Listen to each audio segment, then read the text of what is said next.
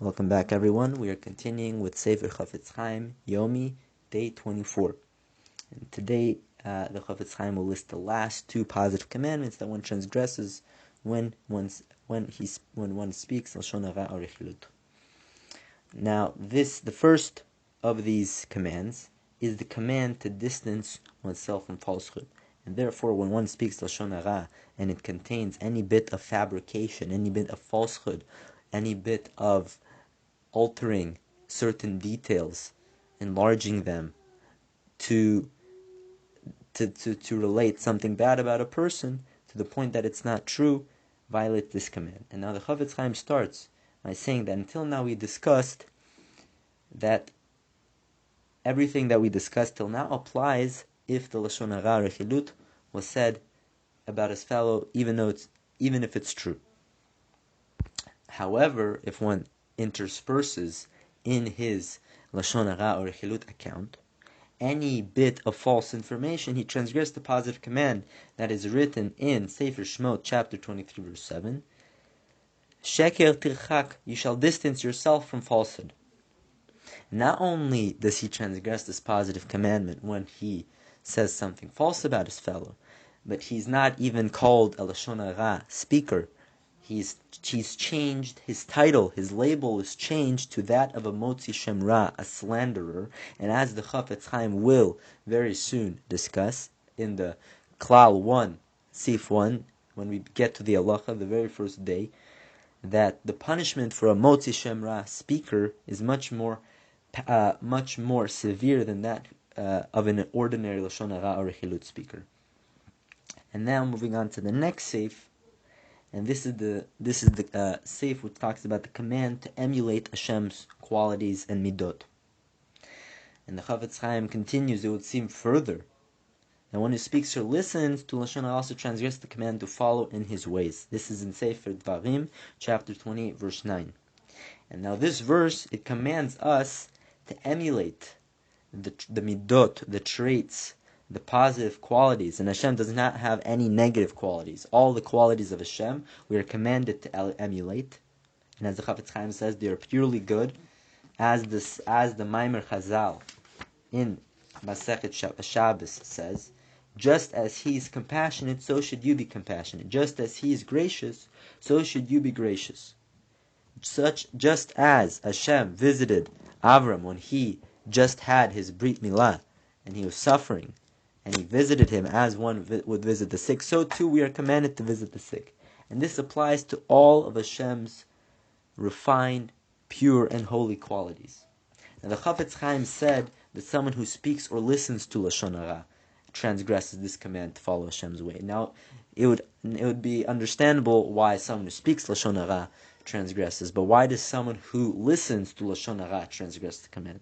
Now the explanation in his commentary, Ber Maim Chaim, the Chafetz Chaim explains that someone who truly refined his character would not even want to listen to derogatory words about his fellow Jew.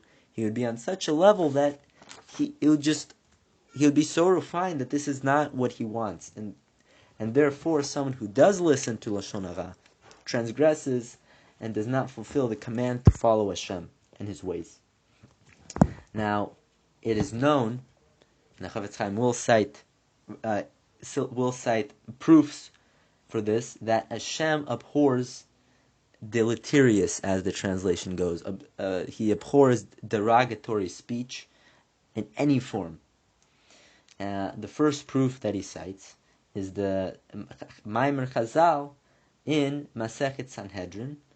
This is the story of when Yeshua and the Jewish people went to battle in the city of Ai, and they failed. Never before has the Jewish people lost any soldier, and in this battle they lost 36 soldiers, and I think that's 36. And then Yeshua came and asked Hashem, why, because of what did we lose your divine providence? Did we lose your divine protection? Clearly it was because of a sin that someone did. Tell me who committed the sin so I can get rid of him, so I can make him do tshuva. Now Hashem said to Yeshua in response, am I an informer? Do I just inform on people? No, rather go cast lots and figure out who sinned. Now Hashem, although it was important to figure out who was the sinner in the midst of the Jewish people, right? Because, or otherwise they cannot continue in this battle to conquer the land of Israel. Hashem did not want to inform on anyone. And now this is the first example of Hashem abhorring any derogatory speech. Even regarding an lowly person as Achan, who was later found by Yeshua to be the culprit, the sinner. The second proof is a Maimer Chazal in Masechet Sota, which lists 4 categories of people who do not receive the countenance of the Shekhinah, do not receive Hashem's countenance. The 4 categories are cynics, people who flatter, people who lie, and the last one, people who speak Lashon Hara. People who speak badly, derogatory, even if though it's true. Clearly, we know that this is regards to true because sheker, speaking lies, and Lashon Hara are 2 separate categories. So Hashem abhors and does not wish to rest His countenance amongst people who speak derogatory about their fellow Jew. As it says in Sefer Tehillim, for you are not a God who desires wickedness, evil will not dwell with you. So therefore, someone who accustoms himself to this bad practice of engaging in Lashon Hara does not follow the ways of Hashem, which are only to benefit others. This person who speaks Lashon Hara, he does exactly the opposite. And that's why he's referred to as evil. Now this concludes the listing of the positive commandments, and the Chafetz Chaim says in his conclusion, we have thus enumerated 14 positive commandments that one is likely to transgress in a Lashon Hara Chilut account, besides the 17 prohibitions that we have mentioned above in the previous section.